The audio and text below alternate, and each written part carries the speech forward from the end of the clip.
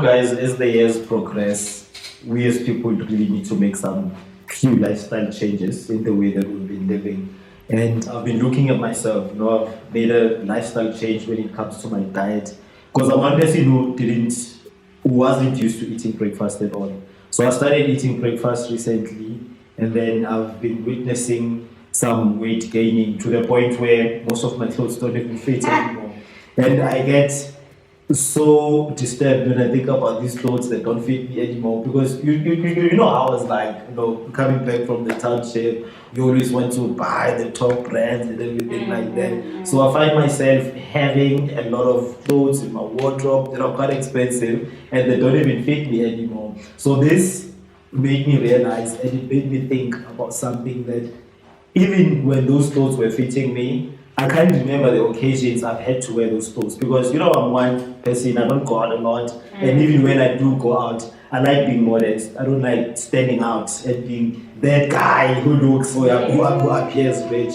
So it really gave me an idea that I feel I want to change my lifestyle when it comes to buying clothes. I think this year I'm going to go very, very modest when I'm buying clothes. It's no longer going to be about the top brands. I can even buy from thrift stores because I've also realized that from thrift stores you can find certain items that when you wear, it is only your gear. You don't share them with any other people, and it's not even large names where you're looking like you're a billboard for fashion brands or something like that. So I think that's one lifestyle that I'm going to make, one lifestyle change that I'm going to make. Because what brought me to that realization, obviously, it's finding the clothes that I have in my wardrobe no longer fitting me. And then when I look at them, wow, these are quite expensive clothes, eh? If I had not bought these clothes, I probably would have invested that money somewhere else, and then it would be just sitting, accumulating some interest. So yeah, but I think making changes to our lifestyle is important as the years progress, and especially when the year begins like this, it is something that really needs to be in our minds. Then what are you doing with those clothes? They're just sitting there. They were just sitting for most of the time. They're the top brands that I can tell you I've worn this t-shirt or worn this jean once or twice. Yes, because wherever I go, in the circles where I go, I like being part of the people. I like being an ordinary and an approachable person. So what I'm doing with them now is I'm just giving away. I gave some of them away to my friends, and then I'm also giving some of them to some of my relatives. So yeah, so that's what I'm doing. So it brought to my mind that next time I go shopping, forget me with big clothing brands. I'm just going to buy things that are modest and the things that I know are going to fit me well. Because it's really not about the brand name. It's just about how a certain item sits on your body. Do you feel like you bought those expensive clothes because you wanted them, or do you think you bought them because of you were taking into consideration other people's opinions? I bought them because I felt like I was entitled to those top brands. Because when you grow up in the township, when you also coming from a background of not having much, you always tell yourself, as soon as I get money, I'm gonna rock in that brand, I'm gonna rock in that brand. So I bought them out of a mindset of entitlement rather than wanting to impress people. Because I'm one person, I really don't care much about impressing people, and I don't go out much often. And even if I did go out a lot, when and how often will people recognize that I'm wearing top brands? So I just bought them out of a sense of an entitlement. So I feel that's one lifestyle change that I'm going to make. Just be more modest. Buy clothing items that I know I'd be able to wear every day. Because even now in December, when I was home, I couldn't wear half of the clothes that I had because they would make me stand out in the township. Hey, so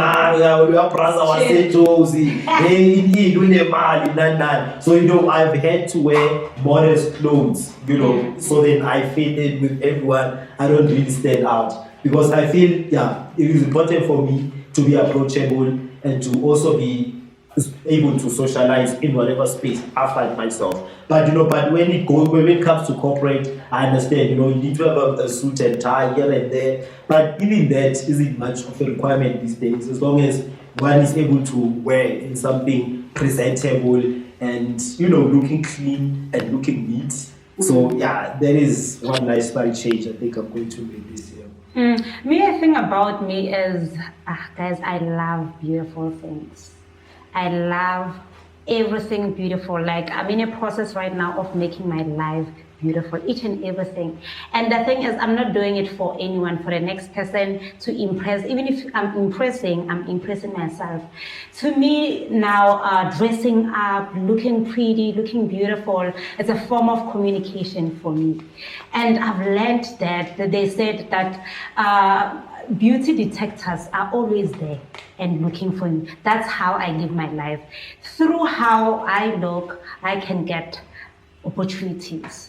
You get, so for me, it's a form of communication. Like when I go for a specific event, I make sure that I look presentable, whether it's a formal event, whether it's a casual event, whether, like, I'm a mother, you guys know I'm a mother. When I have to look like a mother, I dress like a mother. When I go out with my friends, I get to dress.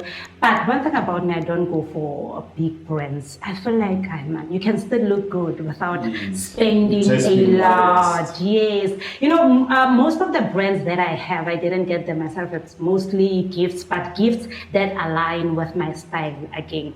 I'm not a fashionable person. I'm a stylish person because style lasts long. I'm still wearing items that I bought like 5 years ago, 10 years ago, because I'm also petite, which also leads to my lifestyle because I make sure that I exercise every day, not to lose weight or to gain weight, but to stay in shape. I feel like it's important and it works more for my brain because when I'm busy making movements, I also love walking. It's a part of having a time to myself because I'm able to think while I'm making movements. I'm thinking thoroughly, you know. So exercising, looking pretty, looking beautiful, to me it's part of, it's me showing myself like self-love. It's for me. And most people, they'll be surprised, like Pacey sometimes will be like, hi Nomi, let's go, guy. And then when I come out, I'm dressed up. What about, what dress up? I'm doing it for me, guys. And that's, funny enough, that's the best part that I love about going out. I don't also often go out, but when I go, I make sure. Oh, yeah. Yeah, I think what I liked most about what you guys said was the fact that the reason why you guys bought the clothing items that you guys got was solely for your own desires instead of trying to impress others. Because I think a mistake that a lot of people tend to make is that whenever they make any financial decision like buying an item, buying clothes, buying a car or whatever it is, they tend to do it because of they wanna impress a certain group of people instead of actually buying it for their own satisfaction. You know, and you see this all the time, especially I guess in areas that are not so fortunate to where it's like everyone's competing with each other. It's like everyone's trying to wear this shirt that's 4,000 rand, these pants that are 5,000 rand. Where in reality, the only person who's suffering from that is you. It's you. And also the truth is that no one actually really cares. Like even when people wear a dress, the clothes that you're wearing, that they may say, oh, you look good today, whatever. 2 seconds after they look away, You know, they're not even thinking about it anymore. Exactly. So now you spend all that money just to gain validation that you would have got from yourself if you just bought items that you want that align with yourself. And I think at the end of the day, it also all comes down to topic that we also once had was having self-love and doing things for your own sake instead of others' sake. You know, when it comes to buying clothes, buy the clothes you want to wear. That you Listen to- want, Exactly. yes. Listen to the music you want to listen to. Be with the people you want to be with. You shouldn't be making decisions based on what other people are going to say and things of that nature because it just leads to being miserable. Oh, yeah. I mean, I don't remember any time in my life where I ever did something that was out of who I am to impress people and I thought, wow, I was so happy doing that. You know. But whenever I did things that were true to myself and my own identity, even when other people rejected it, I still was happy with who I was. Yeah, that is so true, and especially that part where you said be with the people that you want to be. And I think it also relates, it ties in very well with the lifestyle change because most of us, many times, we tend to be with people that don't add any value in our lives. You know, we have many friendships that don't really add value, and I feel moving forward in the year and growing with every year that progresses, one needs to, instead of prioritizing friendships prioritize partnerships. Yes. And partnerships is the type of relationships where nihlanganiswe ukuthi nizoyenza something together. Nihlanganiswa ukuthi there's a common goal that you guys want to achieve. And then also partnership is an important sustainable development goal. I love talking about sustainable development goals, guys, because this is what all the countries need to aim to achieve. So partnerships is important. The young people partner out there, and I'm so impressed, and I am excited, and I'm grateful for the partnership that we have here in this podcast. Because I'm dealing with Africa, coming from my background, and from a different demographic, and Eden also comes from a different demographic,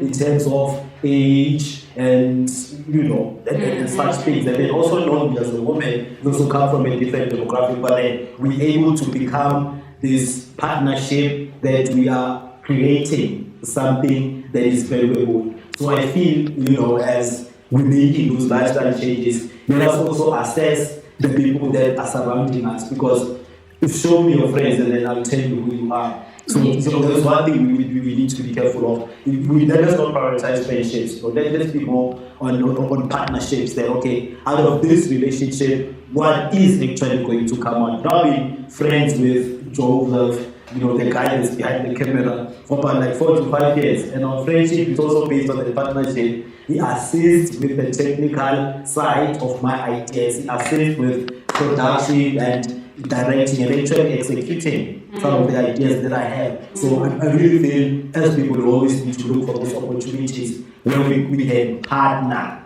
to create value and in our lives, where we can partner to actually, because partnerships are also important when it comes to creating certain businesses. Partnerships are also important when it comes to eradicating poverty. Because in the rural areas there are certain cooperatives where they get together and then they partner in order to start a farming business or start any agricultural business. So that way I feel partnerships are very important, more valuable than friendships. It's not completely about partnering, it's about association. Associate yourself with the people that are going to benefit you with whatever that you want to do, the goals that you want to reach. If you know that your plan is to be a doctor in maybe 7 years, you're starting your degree now, associate yourself with who? The doctors. See how the doctors are doing things. See how the doctors are living their life, especially specific doctors, because it's very broad, this doctor thing, right? But you have that specific one. If you want to own your own practice, then associate yourself with those doctors that are owning their own practices. But if you want to go this public servant route, then you also get to associate yourself with such doctors. That's just an example. So it's not only about partnering. Sometimes I can associate myself with you, but we're not partnering in anything, but I'm learning a lot from you. The company that you keep, the company, the people that you associate with, because the things that they talk about is the things that you want to learn from. I feel like that's the lifestyle change that people need to do. Another thing is I feel like people are afraid of spending time by themselves, which is why they get to be so influenced about the other things that other people are doing. Like, because I want to impress Svanbani, I'm buying Gucci, I'm going to dress Gucci from head to toe because I want to impress one, but you never sit yourself down and ask yourself that if I'm going to spend this much on this Gucci, what am I going to eat? How am I going to feed my kids? If you have kids, if you're a parent, how am I going to balance this and this and that? You're not thinking about it, because what you want to do is what? Impress the public. Why? Because you want to dress up and go to the public, but you never get to sit down by yourself and reflect on your life and get to see what is it. Yes, self-introspection, very important. And that helps because you get to also learn about who you are. What is it that you admire? What is it that you value? And that's when you get to also see the company that you keep around you. That's when you also get to see that rotten potato that's going, or it's making you rotten yourself. Or maybe you are the rotten potato and you are able to be accountable and say, I'm the rotten potato here. I'm spreading this rottenness around. So people don't get to do that. That's why our lifestyles, you just live to impress. You buy a car, you don't even have a parking. Where are you going to park that car? Exactly. And also, like you guys were referring to about how building connections with people who you can partner with. I don't only think that's the only thing you should do. I think that is correct, but I think also combined with something else, which is also having a community of people who accept you for who you are. So, obviously I assume that just because maybe a friend or your brother or your mother aren't pursuing the same goals as you, I don't think it's necessary to cut them off. But I think as long as there are people who you can be yourself around, who you can express yourself around, I think there's still people you should keep around. So I think you should have two groups of people. People who love you, even though you guys are not working to the same goal, there's still good people in your life who care about you, who take care of you, and are kind to you. Might not necessarily contribute to your goal. Yes. And I argue that those people, even though they don't contribute directly, they still add some contribution. So, for example, let's say you're working towards a goal of, let's say, becoming a doctor. I think the motivation that you could give a better life to your brothers, sisters, and the people that you care about can drive you to actually engage more in that goal, even though they're not having a direct impact. So I think it's a combination of both. I think you should also have partnerships and relationships where you're loved for who you truly are. And I think that all also comes down to being yourself. Yes. I think a lot of us are afraid of being ourselves because we are afraid of getting rejected by other people. So people will think, oh, let me buy these clothes, or let me talk like this, exactly. Let me dress like this, or let me say these things that I do not believe, but I know these people are gonna agree with me or think And that's this way slow of me. poison, guys. You are dying slowly inside. Because you end up building a community of people who are in love with the version of you that's not real. Yes. You understand? Yes. And I remember this other divorce on a podcast said that whenever you don't feel loved in a relationship, it's usually because of the fact that you're not being yourself. It's because of the fact that if you feel like you only need to impress your friend or someone that you're in a relationship with, you're making them fall in love with a fake version of you. And whenever they show you love, you're never gonna take it because you know deep down that it's not coming towards the exactly. You understand? It's like what everyone's telling for you for achieving the goal you don't want to do. Like for example, let's take students, let's say, study a course or a career that they didn't necessarily want to do. Let's say maybe someone wants to be an engineer, but their parents made them be a doctor. Now he graduates and becomes that doctor, and everyone's clapping for him. But when he really takes that goal, he won't, because he'll know that this is not what I truly want. Those are sudden deaths that we are seeing each and every day because people are dying inside. Those are the things that are causing depression because now you're thinking, what are people going to think of me if I come out and get to be who I am? They're going to judge me. Hence, they usually say people, they're in a closet because they are afraid of the surroundings. Abantu bazothini syndrome. And that time people don't give a damn. People are not even looking at you. But when you're on some like, hey, abantu bazothini. I always say to the youth that I'm mentoring that, okay, when was the last time you disgraced yourself? And then they can't remember. And I'm saying, when was the last time you witnessed someone disgrace themselves? And then they can't remember. So this whole thing goes down to your own self-awareness. That whatever you are doing, you shouldn't have an idea that maybe it's going to put you in a lower position or it's going to make people see you in a certain bad light. Because to be perfectly honest, no one cares. Everyone is worried about who they are. It's like, we don't know how harm I am. We tend to be like, they don't believe or everyone no harm by everyone feels like that. So they're not even watching you in the first place. So I think self-awareness is very important. Just being aware of who you are and also being mindful that, okay, this is how I'm feeling and this is how I am thinking at the moment. Because the way we behave, it is cultivated by our thoughts and also our emotions, the way we behave. And then also with the circle that you keep around you, there are many good business ideas. There are many people who had dreams that they didn't realize. Why? Because the people that they keep around them, remember telling them, business. And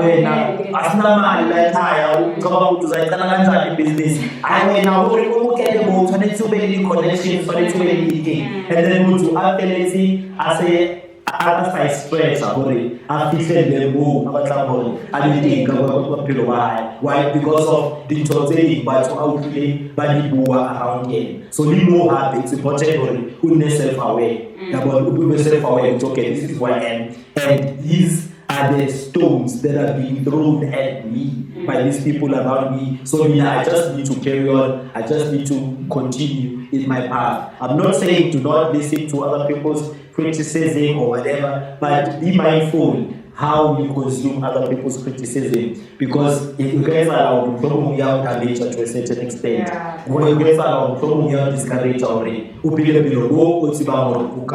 end up settling for less. Why? Because of the rules that this is so high, how now you share why, how now entrepreneur, how now thinking why I don't fail up, get them school, that's why no savings, and also savings we are now with partner. Yeah, so I think that is also important that you are self-aware, which and then yes, I'll be taking this and then advice, and then if it's not applicable to my situation, then I'm going to listen to my own voice, and then I'm going to give myself the advice, because at the end of the day, it also goes back to fear. We should not fear failure, we should not fear unfamiliar terrain. We say, you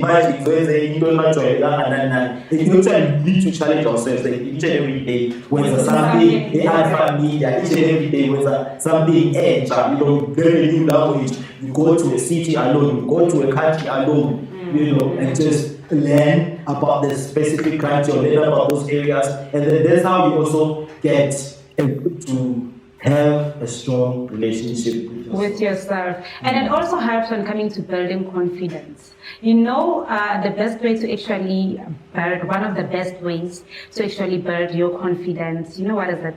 To talk to strangers. When you're queuing and in the shop, maybe retail shop, you're queuing and then there's somebody in front of you or at the back, just strike a conversation and see how is that going to, where is it going to lead you. You will see how your confidence will go. That's how you also get to extend to doing your public speaking, to be good at interviews, small little thing. Hi, how are you? How was your day? And then you build the confidence. True. And I think also other components that come to building your confidence is, like everyone was saying, was being who you truly are. And like you were saying, expressing yourself in ways that you want to express yourself, doing things that you want to do. You shouldn't, I guess, limit yourself based on what other people are going to say or what you're afraid of what's going to happen. You said you should limit yourself to what you're actually able to do. That's why I think it's best that it's better when you don't know what to do and you're afraid of what to do, to just take action. Do the thing that you're afraid of, because then you'll learn that it's probably not as scary as you think it is. So another way to improve your concentration here is to train yourself at least for 20 minutes. Focus on that given task without any distractions, without you looking at your phone. You're going to just try to focus on something for those 20 minutes. And then after that, you can maybe take about 5 to 2 minutes break. And then after that, you do another 20 minutes of deep concentration. That is what mindfulness is about. I'm not a neurophysician or whatever mental doctor, but I find that this really works for me, because there were also times where I was struggling with completing a task. I think mama lifestyle changes. And my grandmother always emphasized this one thing, whatever we call our basic family, we pray. And then they don't reach their dreams, they don't achieve their goals, because whatever they start, they don't see it through, they don't complete it. Yeah, so it just is the knowledge that we need to have, which, okay, fine, let me just concentrate on this certain activity, let me just concentrate on this, what I'm doing right now, for the next 20 minutes, and then after logo, you take a short break, and then you come back to it later, focus and concentrate for the next 20 minutes again. And that is another way of overcoming things such as depression and anxiety. Because what depression is, it is you keep thinking about what happened yesterday, what happened in the past years. We spoke about forgiveness the other day.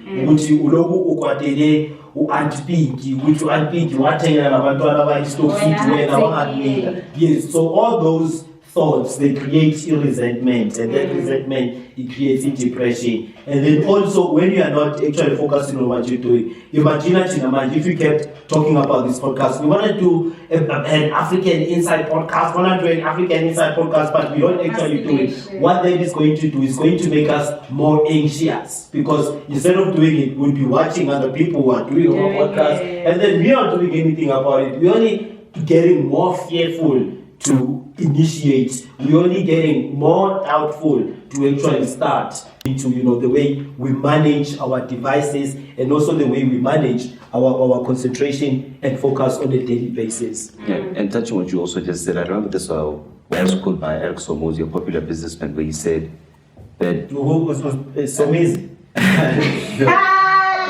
Alex Somosi. Oh, Alex Somosi.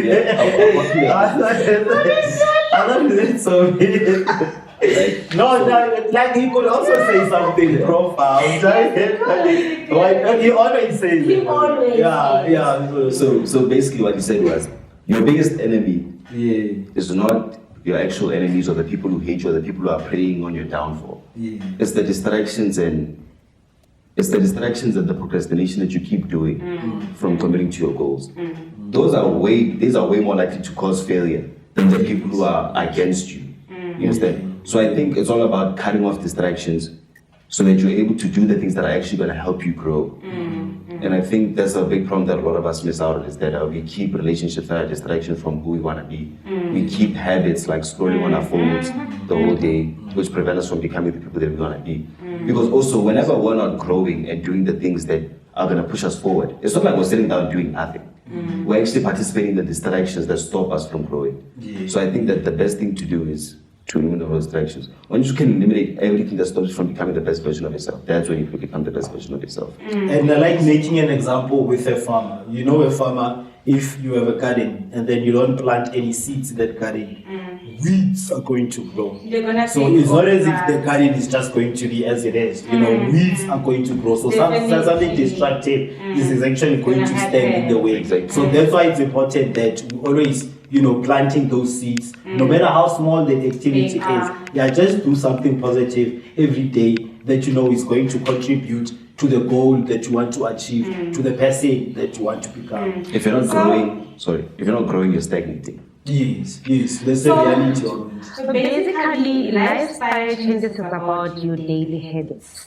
It's as easy as you come into somebody's house, you found, you knock, they say come in, you open the door, you get inside, but you don't close the door. But you found it closed. That's not a good habit. It means you are saying everything that's following you must just come in with you. You see? So those are the small little things we need to look into. When you find something sitting here like this, and you get there, maybe you want to use it, or maybe you are supposed to move it somewhere, but you need to take it back where you found it. It's just like treating people. I cannot treat you how I don't expect you to treat me.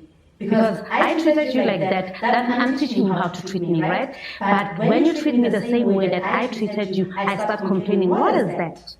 What is that? You see, people need to change those small little things. And you did talk about concentration. You do something, you start, you finish. How I do it is something that I've started lately, and because I've learned that I also struggle with doing things like eating an apple and living like that. So I decided to start something and finish it. When I'm done, I reward myself. That's how also parenting also goes. For your child to be able to know, do something, you tell them, do this, and then after you've done it, you're going to get a reward. And then it gets to be a pattern. They get to know that for me, when I start doing something, I do it, I start, I finish, and then I get rewarded. I start, I finish, and then I get rewarded. Now izinto zakho uyaziqala uyaziceda. You can't start something and leave it in the middle. What's going to happen? You are limiting yourself. You're limiting yourself. You don't even know what's the other side of the mountain, because now you're building this building block across yourself. We were talking now about people are being distracted because they're always on their tablets and everything. Guys, social media. TikTok. TikTok. Scrolling. The whole day you're here. Scrolling, looking at people laughing, it's fun sometimes. But the rest of the day, you are just sitting there not doing nothing, you are TikToking. It's nice, TikTok is nice, people are getting paid. Why don't you create content and get paid?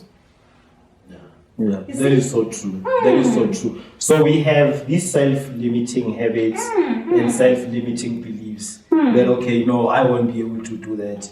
That, okay, no, I'm feeling tired now, so I won't do this. So all these self-limiting beliefs and habits, it all starts with the way we think about ourselves.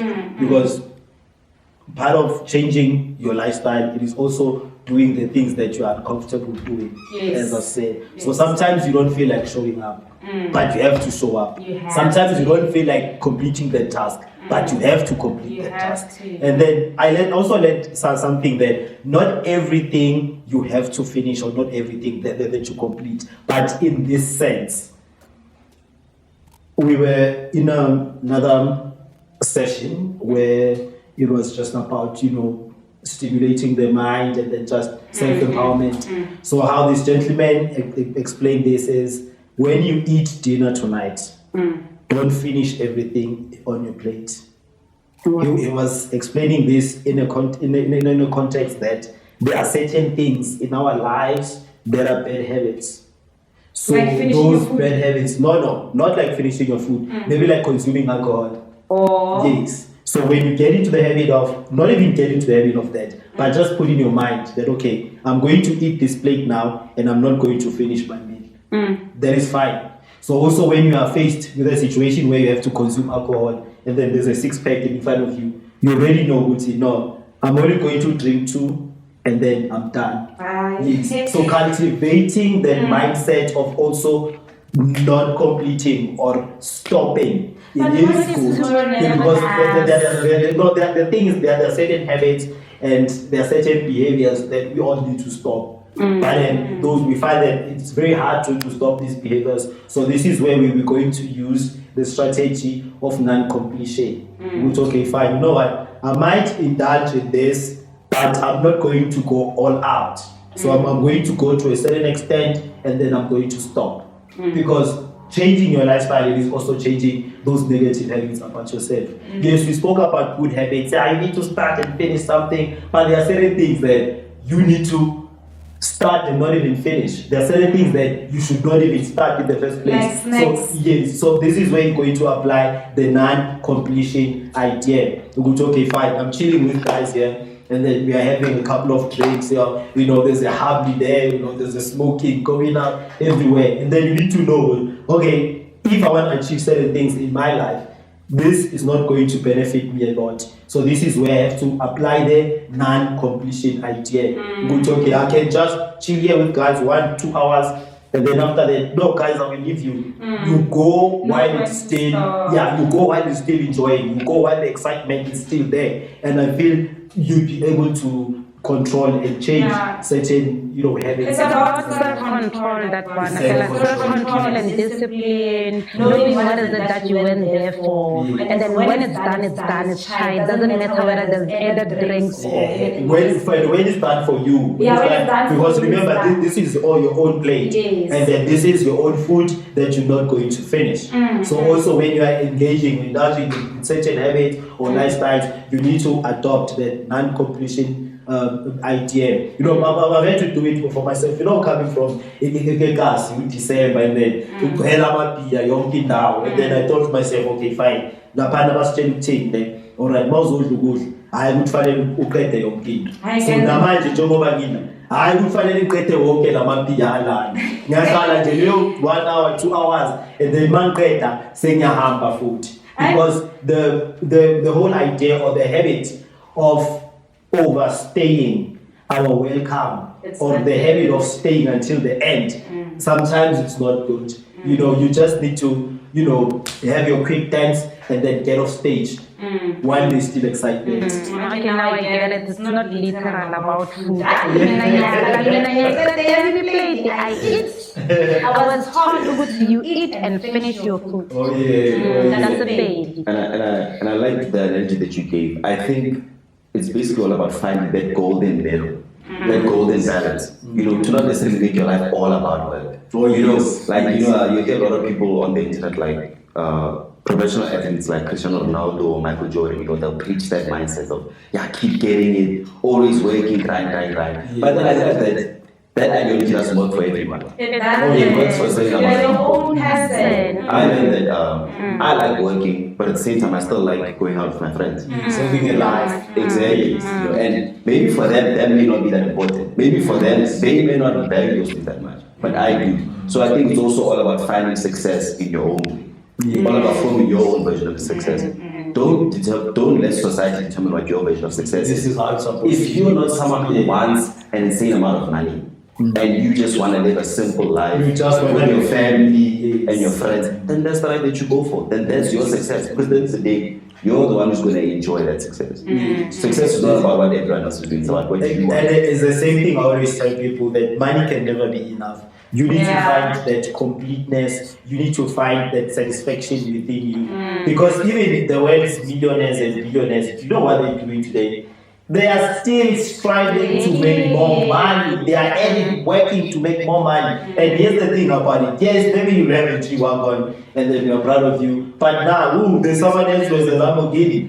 And then, okay, fine, you want to go get a Lamborghini. There's someone else who has a boat. And then, fine, you want to go get a boat. There's someone who has a private jet. You want to go get a private jet. There's someone else who has his own island. And then you want to go get your own island. There's someone else who's God. And then now you want to become God. Everyone else is like. So it will never be enough. I like what you say, Ethan, when you say people need to devise their own version of success. Everything isn't about money. We are not here to be preaching about prosperity and money and whatnot. But when you have a certain lifestyle change, when you have certain goals, and then you are creating a certain life that's going to make you satisfied, that's going to make you happy. You know, when I think about it now, I'm not that I'm rich, but I'm able to sustain my life.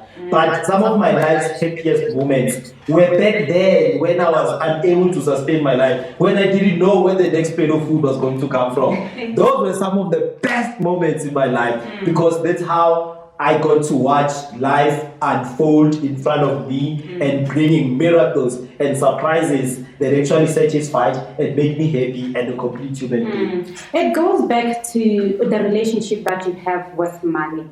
Some of us, we're not lucky to having a relationship with money. We don't really understand the money language. There's a money language, you know that. And the relationship that you have with money is going to treat you how you treat it. If you're treating it recklessly, so it's also going to treat you like that. It's and a type of energy exchange. Hence, I also believe in there's always money somewhere. I don't know where's my next million gonna come from, but I know there's the next million waiting for me, because I believe in money and I'm working on my magic and my relationship with money. People don't save today. Where do you think you're going to be able, how are you going to finance your life? Maybe if you lose your job right now, if you're not saving. You see? So we need to also learn how to save. I personally recently learned how to save, and I want to tell you that 2025, my life was very smooth, and most of the money that I used there, it was savings from 2024.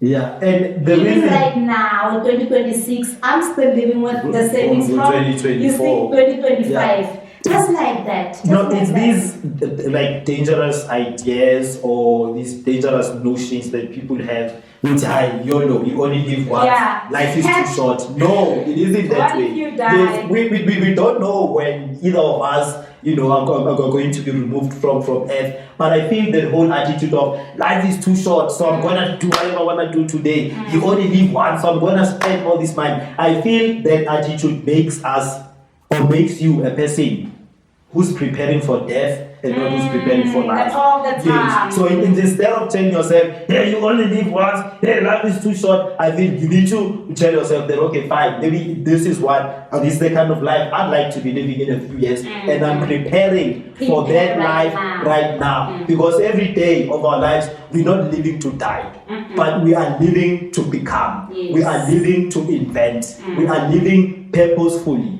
So the whole idea of you only live once, life is too short, I think that is so 2020. It is something that we need to leave behind. If I die, I die. But if I die, no, you we're will preparing die. for life. Yeah. We're not preparing for death. Let's prepare for life and not prepare for death. True. And I mean, I also think the problem is also sometimes not in that saying exactly. I think sometimes also when it's used.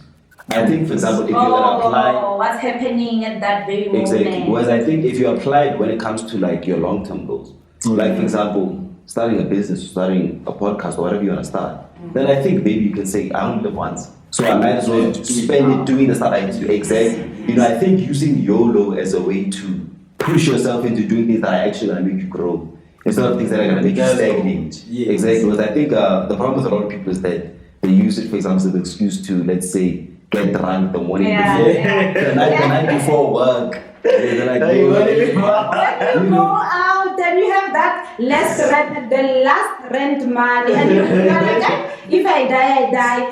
You will die. Yes, you will literally die. I've seen it. Yeah. Exactly. So I think it's all about when you apply that saying. You know, I think you should use it to instead push you forward instead of pulling you backwards. Yeah, true. Saving money, guys, is very important. Talking about savings, there's different ways of saving monies. The other way that I've also discovered that our mothers usually do is Putting it under the mattress. No, not that. Oh. Mogodishwan stock fairs. They're calling it stock fairs right now. There's different types of stock fairs. There's another one that I'm part of right now. It's a birthday stock fair. But we changed that. It's not literally on your birthday we're giving you money. No. Each and every month we're just giving someone money. Yes. And imagine, sometimes you're not so disciplined to actually save money by yourself. But through such stock fairs, you are able to save because now you are with your associates, like I said earlier on, and not partners, associates. You get to be disciplined enough because they're looking at you now.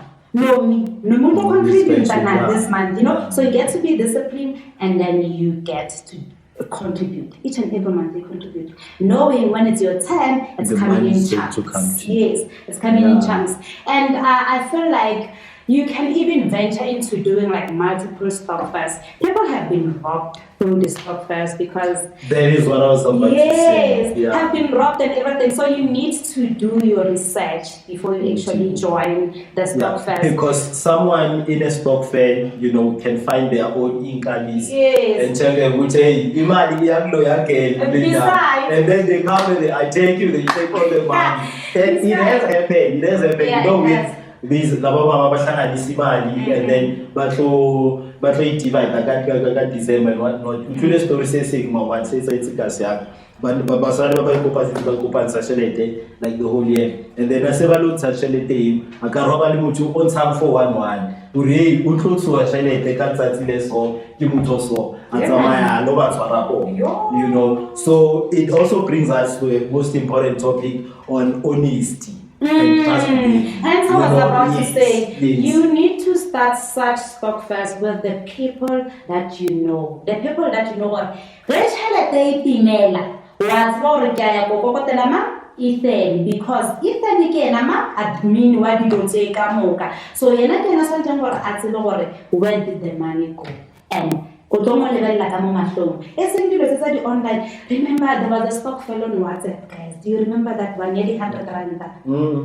You are not part of that. No. Live with triple M.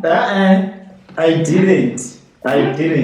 Yeah. Any of those things. Yeah. So I feel as Africans, sometimes being honest is something that's holding us back. Sometimes dishonesty is what creates poverty All these and what keeps us obstacles. stuck or stagnant in the same position, because we can really get together, as we were explaining earlier on about partnerships. We can get together, create partnerships that we're going to grow our wealth, that is going to help us progress. But if one of us is going to be a rotten apple, and then they would want to be greedy and take all the money for themselves, by any means necessary, even if it's through illegal means, and then that's going to hold us back as an entire group. So I think it is important that as African people we make it our like a self-responsibility type of thing, like that you need to be honest. You need to be honest in everything that you do, and that honesty can also grow the economy in a way that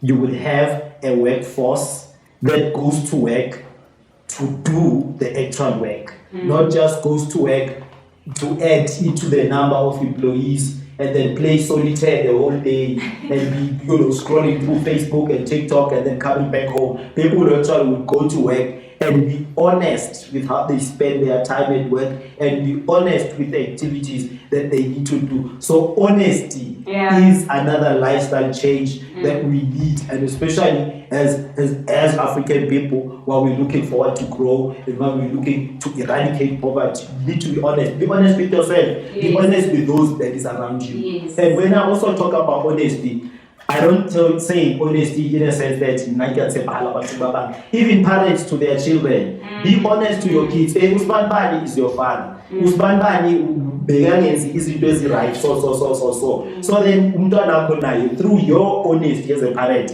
who will have a better identity of who they are, because today 80% of they were raised by single women. Why? Because there's a serious identity crisis. It's because of identity crisis, not because the Muntu Dona is a lost soul. It is because of identity crisis which is created by dishonesty. So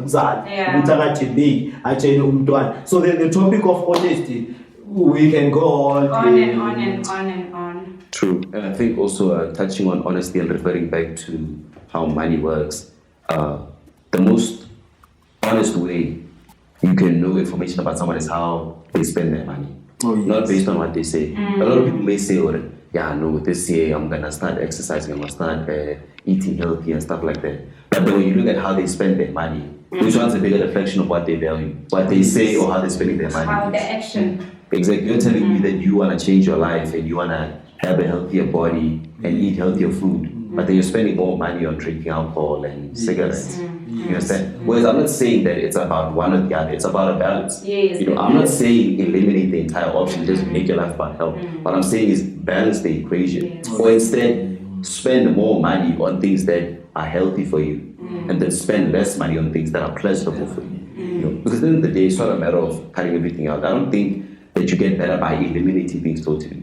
I think it's all about how you manage things. Same way how with social media, I don't think social media itself is a problem. I think it's how you use my point exactly. Yeah, because I think you're setting yourself up for failure if you tell yourself, I'm going to eliminate this totally. Exactly. I'm going to stop doing it. No, you need to limit, as I was saying, learn to cultivate that non-completion idea. It will be fine. This I'm not going to do wholeheartedly. This I'm not going to invest a lot of my time or a lot of my money in. So just everything in moderation. It can never be harmful. But if you want to go all the way out, and I really feel that is where you're putting your life at risk. Exactly. Even too much of a good thing is bad. Exactly.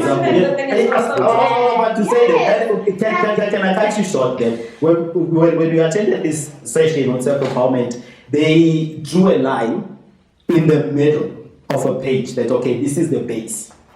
And then underneath the base are your negative emotions, like sadness, anger, being lazy, being tired, being unproductive. So this is under the base. And then above the base are all the positive emotions, your happiness, your achievements, becoming who you are at the end. So both these areas can be harmful to the person. Yes. Whether you're under or you're over, it can be harmful. Even when things go right in your life, that can be harmful to you because you can get too excited, and then the next thing you are there at the club popping bottles, buying rounds for everyone at the club, and then at the end of the night, you have to drive home, and then something bad happens, or you don't have to drive home, but eventually something negative happens in your life. So it's important to keep this baseline. Yeah. That okay, fine, this is where my emotions and my thoughts are.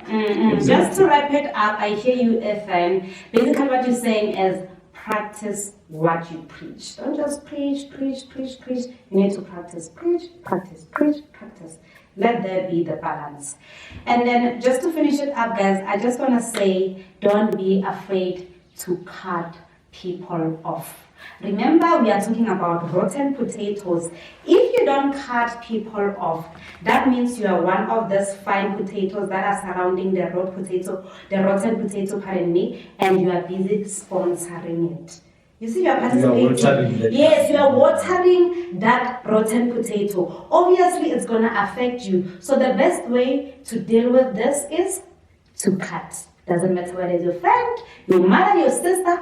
Cut if you want the best lifestyle for yourself. What were you saying, Ethan, about too much of a good thing? Well, when I was thinking about it, how too much of a good thing is, but I was just going to use examples such as, for example, working out. Like, working out is a good thing, but then if you do it every day and for too many hours, you're not even going to grow. You're not even going to benefit.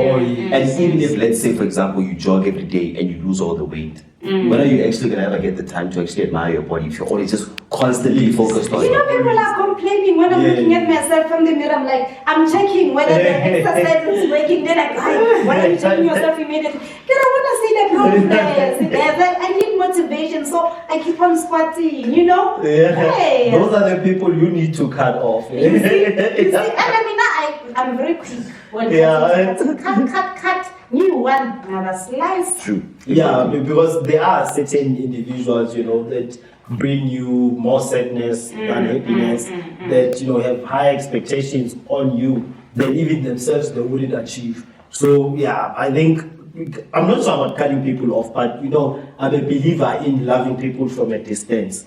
I still love you, Yes. but okay, I'll be here and you there. That's another way of